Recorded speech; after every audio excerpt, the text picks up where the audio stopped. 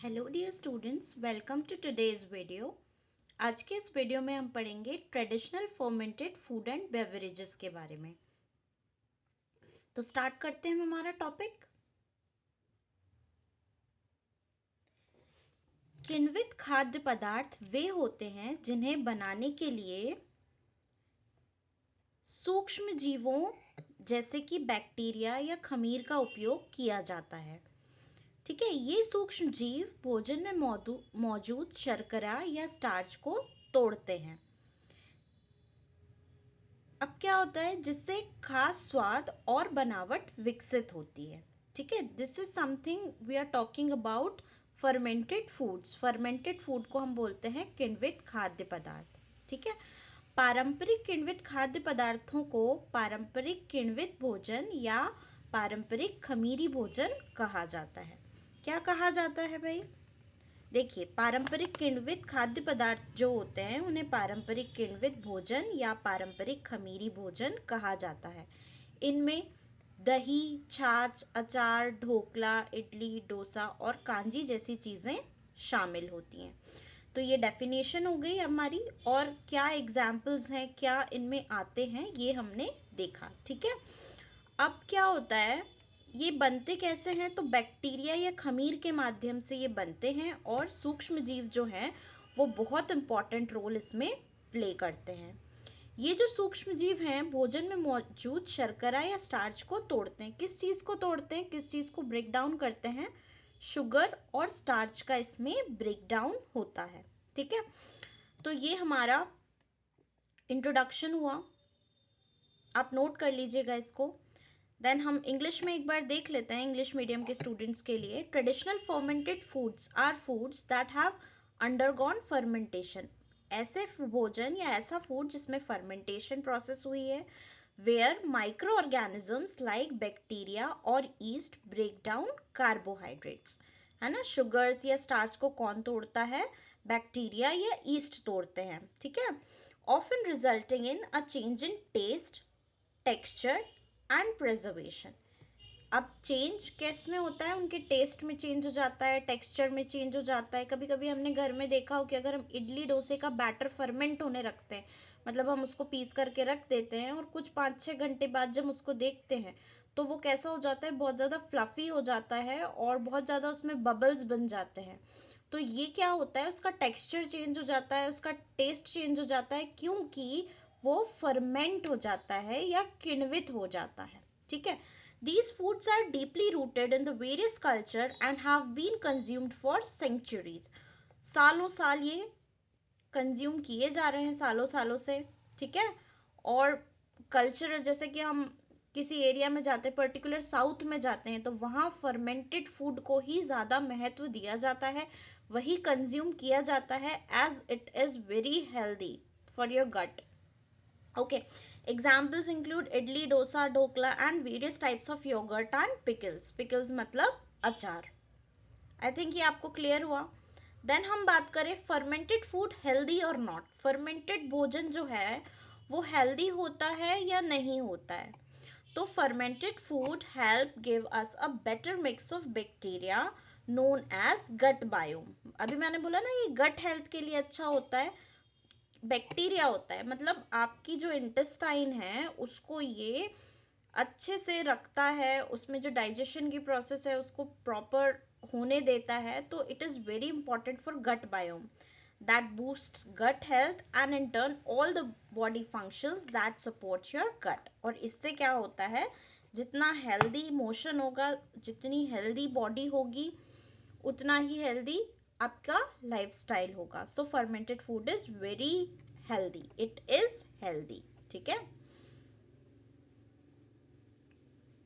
Then हम बात करें फर्मेंटेड फूड्स के बारे में, तो थोड़ा सा आप यहाँ पर देखते चलिए और नोट डाउन करते चलिए।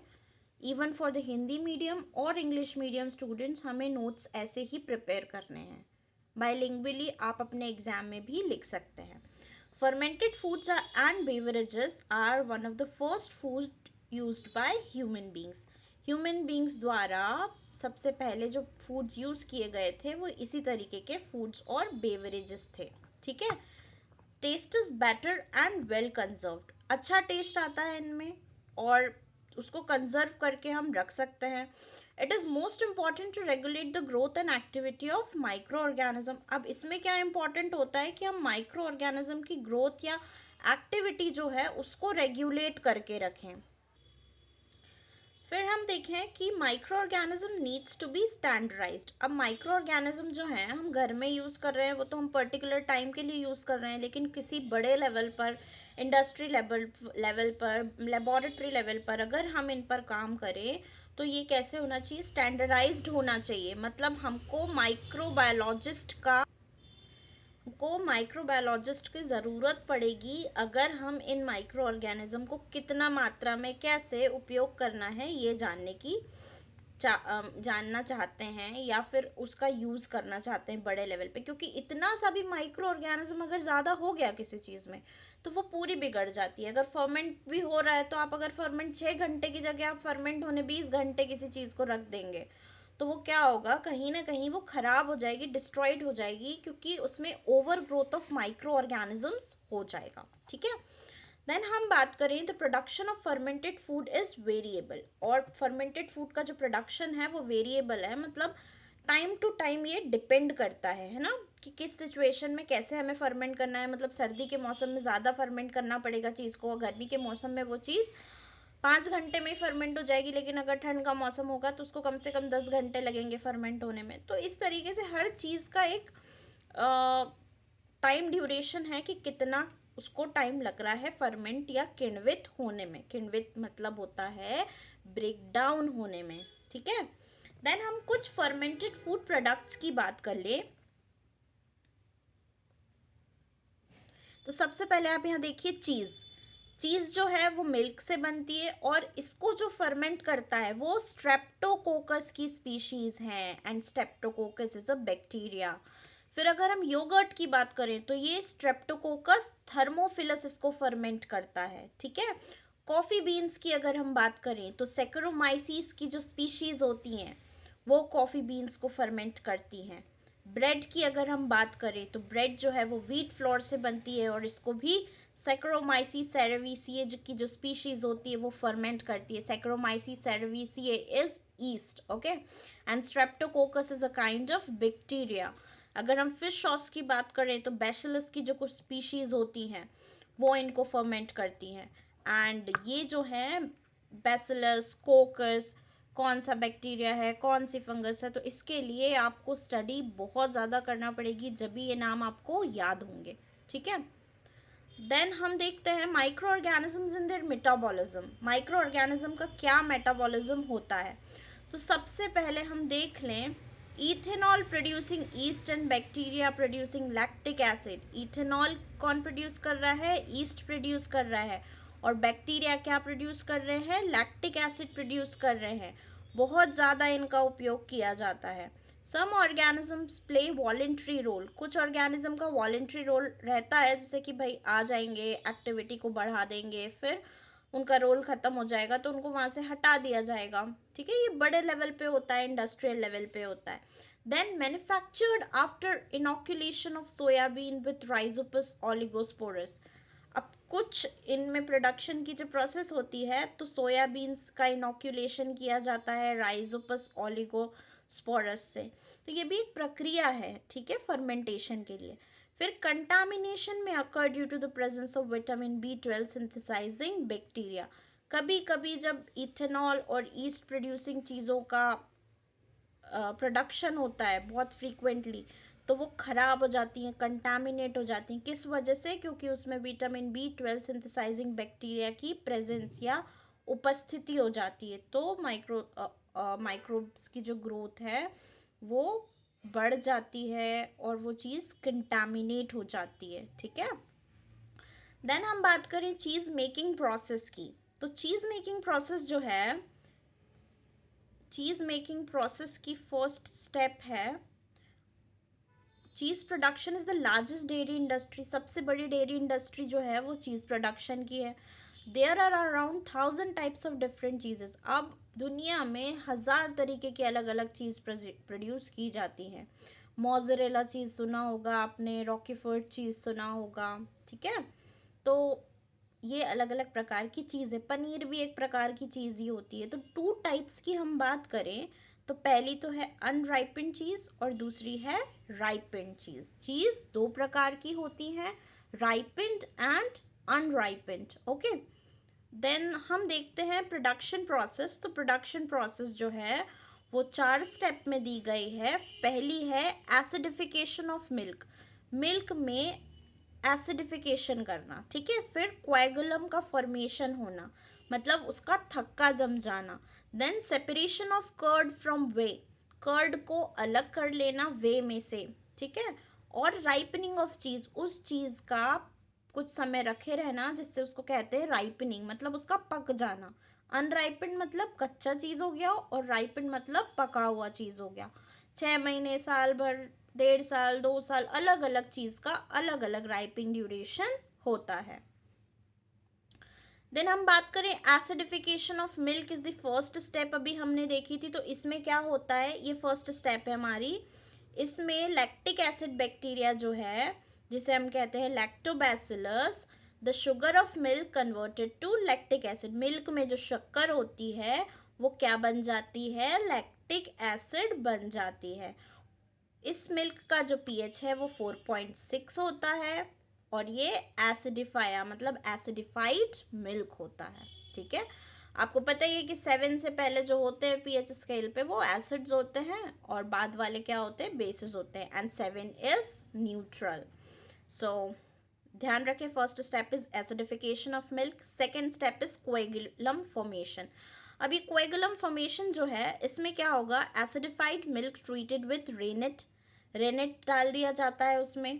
केसीन मिल्क प्रोटीन होता है, रेनेट काफ के जो काफ से एक्सट्रैक्ट किया जाता है, ठीक है। Gets coagulated. Casein mainly consist of 3 components. अब जो केसीन प्रोटीन है हमारा, उसके 3 कंपोनेंट्स हैं। कौन कौन से, insoluble alpha and casein beta and kappa casein. ये जो है ये 3 कंपोनेंट्स हैं केसीन प्रोटीन के। By the action of chymosin, kappa casein is degraded. अब काइमोसिन जो एक हमारे पास है उसके माध्यम से क्या होता है, जो कामा केसीन होता है वो डिग्रेड हो जाता है। डिग्रेड हो जाने का मतलब होता है टूट जाता है वो, ठीक है। Alpha and beta caseins are degraded. अब जो अल्फा केसीन है और जो बीटा केसीन है वो कैसे डिग्रेड होगा, by the product of kappa casein combined to form coagulum. जो कामा केसीन के साथ ये क्या करते हैं, जो प्रोडक्ट्स कंबाइन हुए हैं उनके साथ मिलकर ये क्या बनाएगा, कोएगुलम बनाएगा। This process of coagulation is dependent on calcium ion. अब जो कोगुलेशन की जो प्रोसेस है वो किस पर डिपेंडेंट है, कैल्शियम आयंस पर डिपेंडेंट है। तो ये coagulum formation is the second step, मतलब थक्का बन जाना, and it is very important step. Okay, then हम बात करें अगले पॉइंट की, तो separation of curd from whey. जो वे है, जो हम बोलते हैं नॉर्मल लैंग्वेज में हम बोले जो पानी जैसा पतला पदार्थ जब बचता है, जब कर्ड बनता है उसके बाद उससे उसको सेपरेट करना, ठीक है। तो the temperature of the coagulum is raised to around 40 degree. Temperature कितना बढ़ा दिया, 40 डिग्री बढ़ा दिया, ठीक है। And the coagulum and whey get separated. और इस टेम्परेचर पे कोएगुलम और वे जो है वो अलग अलग हो जाते हैं।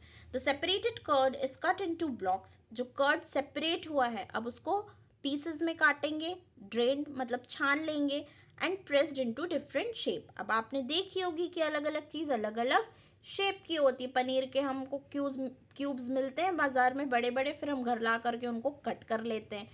कुछ चीज़ को हम क्या करते हैं, ऐसे किस लेते हैं किसनी के माध्यम से, कुछ को हम मिक्सर में मिक्स कर लेते हैं। पनीर की भी सब्जियां अलग अलग प्रकार की बनती हैं। तो इस तरीके से हम समझ लें कि उस कर्ड को अलग अलग ब्लॉक्स में कट कर लिया जाता है, ठीक है। Then this is the third step, separation of curd from the whey. Then next step is ripening of cheese. अब कुछ चीज़ को हम अनराइपन करते हैं, मतलब वो तो यूज़ कर लेते हैं वैसी की वैसी, लेकिन कुछ को हम फ्लेवर डालने के लिए, उनके टेक्सचर में चेंजेस लाने के लिए क्या करते हैं, उनको हम राइपनिंग के लिए छोड़ देते हैं, है ना। Ripening imparts flavour. राइपनिंग क्या करता है, फ्लेवर देता है, टेक्सचर देता है, ठीक है, the blocks of the curd separated are subjected to salting of protease and lipase.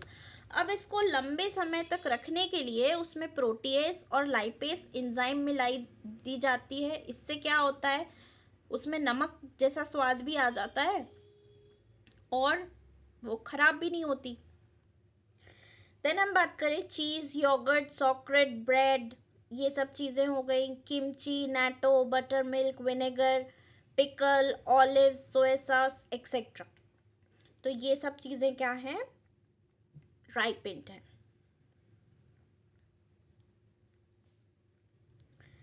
Then next slide पर आते हैं, फर्मेंटेड फूड्स के बारे में थोड़ा सा जान लें। यहाँ पर इडली, किमची, कोम्बोचूटी, ढोकला, योगर्ट, चीज़, मिसो, ये सब दिखाई दे रहे हैं आपको। Fermented foods are defined as foods और beverages produce through controlled microbial growth.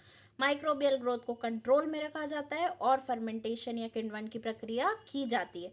And the conversion of food components through enzymatic action, enzymatic action के माध्यम से फूड का कन्वर्जन होता है। अभी हमने लाइपेस एंजाइम का यूज़ किया, लैक्टोबैसिलस बैक्टीरिया का यूज़ किया, सैकरोमाइसिस सर्विसिए का यूज़ किया। इस तरीके से अगर आप पढ़ेंगे तो आपको और भी क्लियर हो जाएगा। आपको बुक रीड बिल्कुल ज़रूर से ज़रूर करनी है ना। So thank you for being with me, have a good day, keep preparing.